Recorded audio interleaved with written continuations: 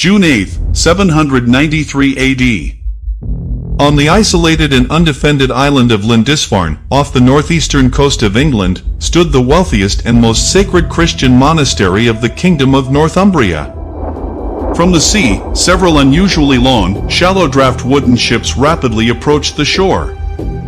Without any diplomatic warning or formal declaration of war, heavily armed warriors disembarked from these vessels and launched a swift, highly coordinated amphibious assault.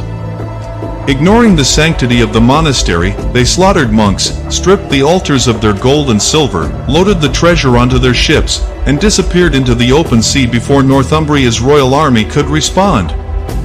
This ruthless attack sent shockwaves across Western Europe and marked the beginning of a 3-century era of geographic expansion, maritime dominance, and military conquest that history remembers as the Viking Age. The Vikings originated from the northern European region of Scandinavia, encompassing present-day Denmark, Norway, and Sweden. It was a harsh, cold land with limited agricultural resources, encouraging its inhabitants to rely on seafaring, trade, exploration, and raiding for survival and prosperity. According to historical accounts, Viking warriors were generally tall, powerfully built, and physically imposing. Many had fair complexions, with blonde or reddish hair. They wore heavy woolen garments and animal skins to withstand the harsh northern climate.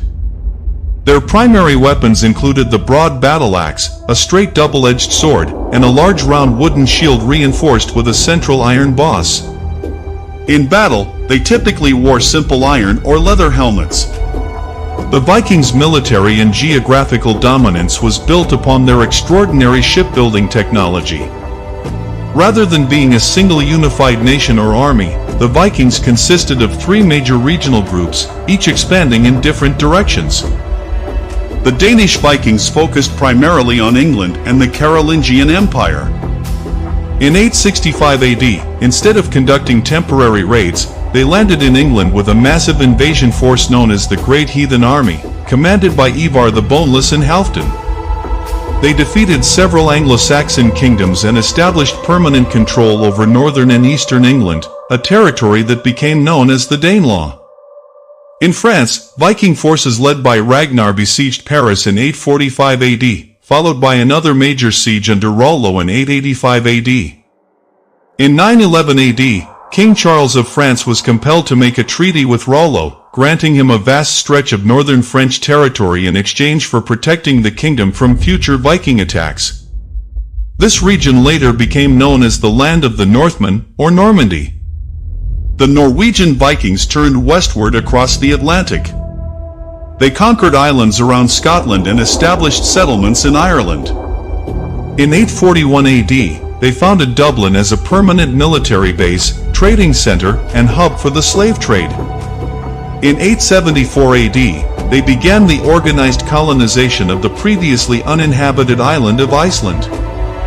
Around 985 AD, the Norwegian explorer Eric the Red, after being exiled from Iceland, sailed farther west and established a colony in Greenland. Around 1000 AD, his son Leif Erikson continued westward from Greenland and reached the coast of North America, in present-day Newfoundland, Canada. He named the region Vinland.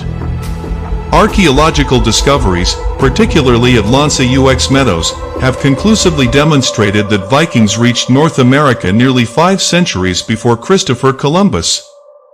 The Swedish Vikings, known among the Eastern Slavic peoples as the Varangians, expanded eastward by crossing the Baltic Sea and navigating the great river systems of Eastern Europe, including the Volga and Dnieper rivers.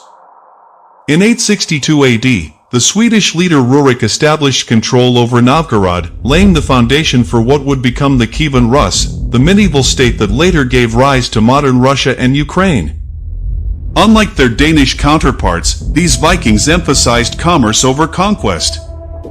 Their extensive trade networks exchanged furs, honey, wax, and slaves for silver from Constantinople of the Byzantine Empire and Baghdad of the Abbasid Caliphate. Impressed by their physical strength and unwavering loyalty, Byzantine emperors recruited Viking warriors into their elite personal bodyguard, famously known as the Varangian Guard. Viking society was divided into three distinct social classes: Jarls asterisk, nobles, chieftains, and military commanders. Carls asterisk, free farmers, craftsmen, and ordinary citizens. Thralls asterisk, slaves, whose labor and trade formed a significant part of the Viking economy. Although the Vikings had no written legal code, they maintained a sophisticated parliamentary and judicial system known as the Thing. Once each year, free citizens gathered in an open assembly where a law speaker recited the laws from memory. Land disputes, criminal cases, death sentences, and military alliances were debated and decided collectively. The Vikings practiced Norse paganism, worshipping gods such as Odin and Thor. Their worldview was deeply fatalistic. They believed that the day of a person's death was predetermined before birth.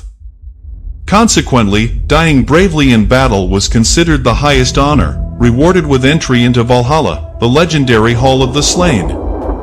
By the beginning of the 11th century, three major developments brought the Viking Age to an end. First, Denmark, Norway, and Sweden evolved into centralized kingdoms with stronger royal authority. Second, Christianity became firmly established throughout Scandinavia, removing much of the ideological foundation for pagan raiding. Third, the kingdoms of Europe strengthened their defenses by constructing massive stone fortresses and maintaining organized naval fleets capable of resisting Viking attacks. The traditionally recognized end of the Viking Age came on September 25, 1066. On that day, King Harald Hardrada of Norway invaded England with approximately 300 warships and 10,000 Viking warriors. At the Battle of Stamford Bridge, the English army inflicted a decisive defeat upon the invaders. Harald Hardrada was struck in the throat by an arrow and killed. With his death, the era of large-scale Viking invasions effectively came to an end.